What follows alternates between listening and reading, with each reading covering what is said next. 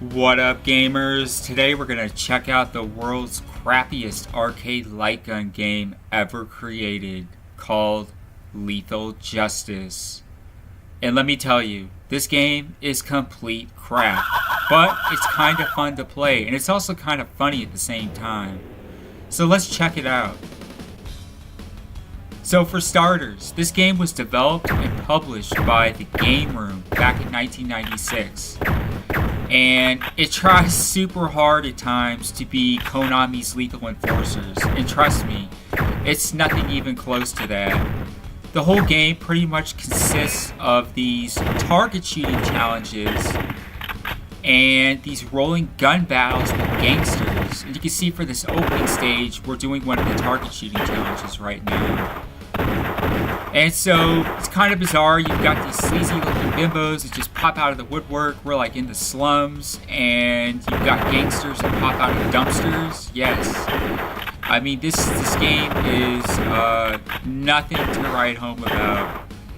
Now, with these target shooting challenges, this part is actually kind of fun in a way. You can definitely test your skills with this. The only thing to note about it is that there's different weapons in the game. You have a semi-automatic rifle, you have basically a magnum, you have a standard revolver that you start out with, and if you use the automatics in the game, each shot will fire like an additional 5 bullets that will basically count against your accuracy rating, which you're going to see here in just a minute. So this is the first gun battle. Look at this guy. Just look at these guys popping out of a dumpster.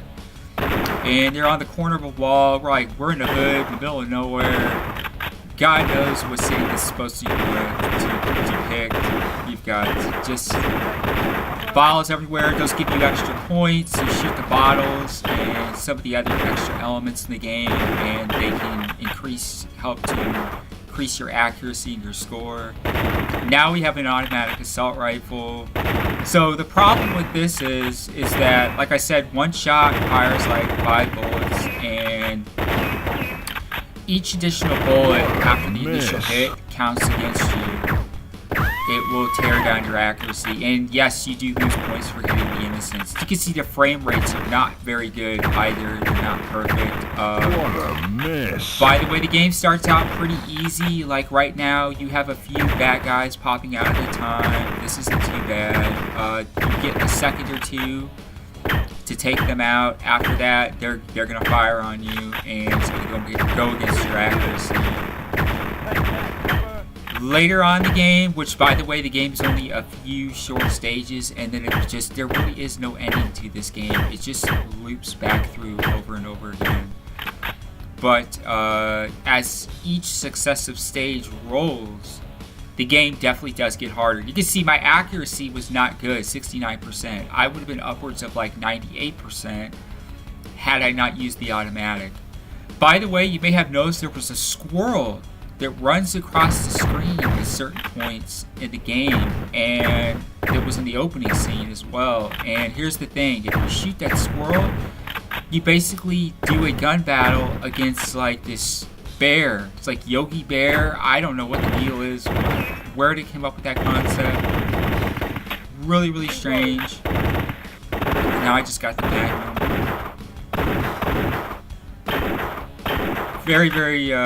Just a very, very simple game. Like I said, the graphics are nothing really compelling. Shooting these targets, another thing to note, it doesn't matter if you hit the 10 marks or not. The points are exactly the same. That part I didn't like all that much. It just, it's kind of difficult to aim in here. I don't know how the arcade version actually played. This is the actual arcade version, but we're running it in main. So the aiming is not completely accurate. It's close, but it's definitely not perfect. It shoots a little bit to the right of the aiming reticule. Take out the trash. And so now we're back in the slums. This starts getting a little bit more difficult. It's a little bit challenging here. By the way, there's also a rolling battle with these vehicles. At one point, the vehicle starts moving, and Miss. all these guys pop out of it, and it's a little bit more challenging because the vehicle moves really, really fast and slows down really quickly, so it's kind of hard to aim. And in parts like this, you have enemies, these gangsters appearing in all different areas of the screen. One of the things to note about the gangsters is that once they duck down, you can still hit them. You can see their head kind of pops out the window. You get some guys that pop out of the doorways, and yeah, this game is really ghetto. It's really, really ghetto. They really could have came up with a better concept for the characters, I thought. You know, let's face it, Lethal Enforcers had come out a few years earlier, and just blew games like this away. But I don't think the point of this game was to be anything really like Lethal Enforcers. This was mainly to just be a target shooting challenge. You know, Lethal Enforcers, the persona was a lot different. They were attempting to basically draw the storyline of this cop in Chicago who's trying to take out this crime syndicate. This is a little bit different. This is just, there's no storyline here. You're just basically, it's just target shooting. You know, so it kind of falls maybe more in line as being like a mix between like Lethal Enforcers and like the Point Blank series, because, you know, for those of you who are familiar with Point Blank, we did a video on that a while back. That was a target shooting challenge game, an arcade-based game that was just a whole bunch of mini target shooting challenges. And so, yeah, I guess it's supposed to be like the hood. Look, these, like, you know, you get a liquor store here, release. And newspaper stands. You got bad guys with ski masks on, and not really compelling graphics. Then again, the game room did not make the greatest of games. Some of their games were really, really bad. I just would not play them for anything. But I thought this was kind of notable because we've been covering a lot of light gun and rail shooters, and so I kind of want to cover as many arcade games as possible. We've been kind of on a mission to basically do video reviews for every arcade game in existence. I don't know if we'll actually pull that off, but we're going to try. And I want to get as much of a complete collection as possible. So to leave this game out, yes, it's nothing compelling, but it does have a historical significance. All of these games have a story to tell. Plus, a lot of people today don't know about these games. If you didn't grow up in the 90s, you probably don't know nothing about these. You know, you would never have known about this game unless somebody actually talked about it. And it's great that we have, you know, emulators like MAME and Calix and others that can emulate these old school games, bring them back to life, make them playable again.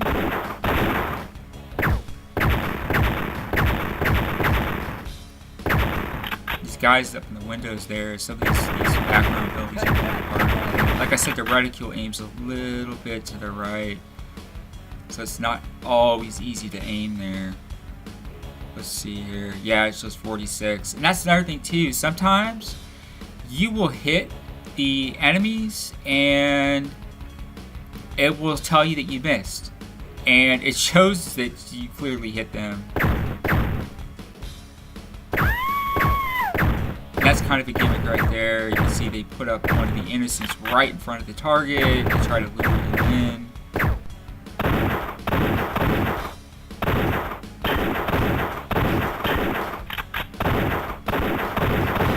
Those blue icons, those blue targets, those disappear very quickly. The white ones, they kind of hang around. They will not disappear off the screen until the screen scrolls past them. So they give you a little bit more time to hit those. And my accuracy rating was 87% that time. So you can see when you're not using the automatic, you can definitely achieve a much higher score.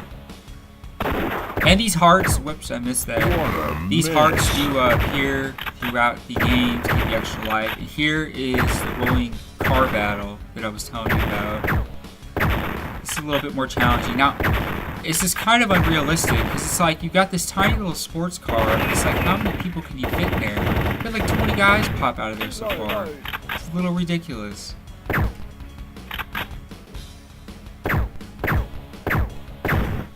And it starts getting harder here. You can see it's scrolling faster, and it's a little bit tougher to aim to hit these guys in the car. And look at the broken background graphics. Do you see that? They actually have two images tied together to make it look like it's one. Payback time. There's that bear I was telling you about. Yeah, if you shoot the squirrel, you battle the bear, and it's kind of stupid. He just swings across the screen. He doesn't really do anything, and the whole objective is just to keep hitting it for points.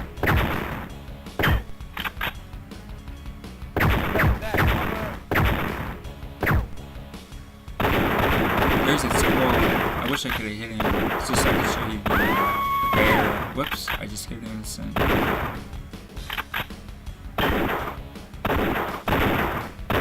I'm trying to get these guys before they actually pop out.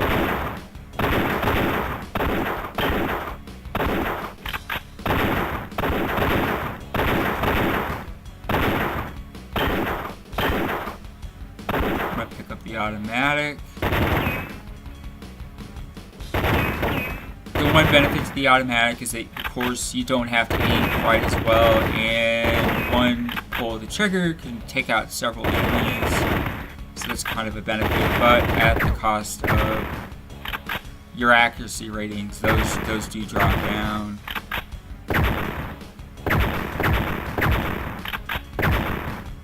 We got some guys popping up in the corner over here.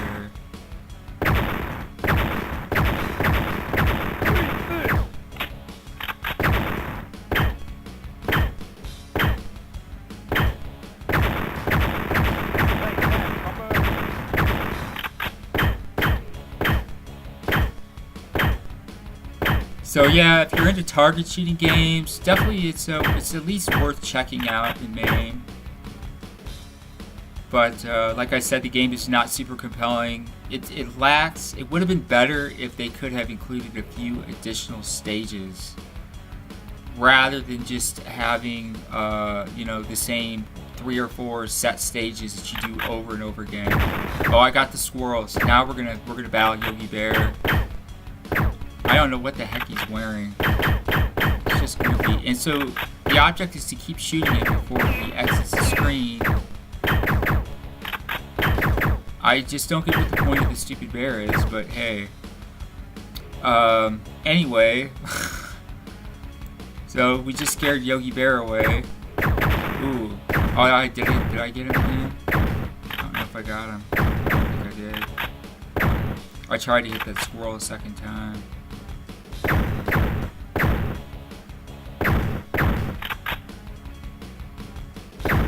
And what's up with these sleazy bimbos that they put in the game?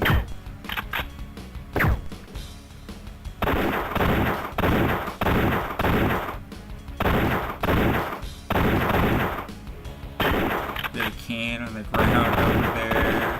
Yeah, you shoot these extra items and you get a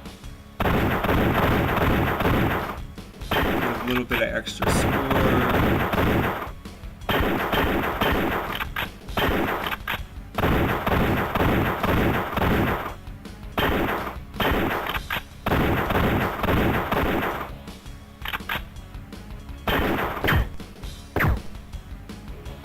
And you can see it loops back. We're back at the first stage. Now here's the thing.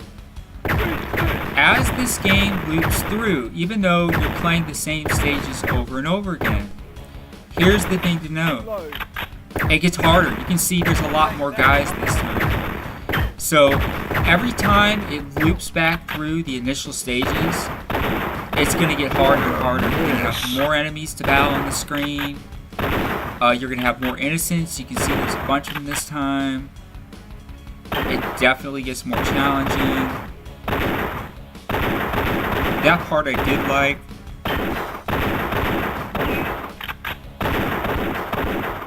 I just wish that they could have included a little bit better background scenery, maybe a few extra stages. That would have been great, rather than just looping it around in a circle.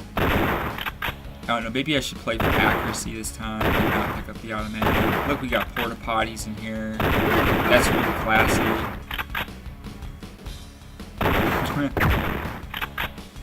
But anyways, that is Lethal Justice. The world's most ghetto crap light gun shooter ever, but it's another video for us to add to the collection. And it's another arcade game covered. So anyways, many thanks for watching. Be sure to like and subscribe to stay up to date with our latest videos. Do check out Gamers Bay Community on Google+. There will be a link below in the description. And until next time, take care.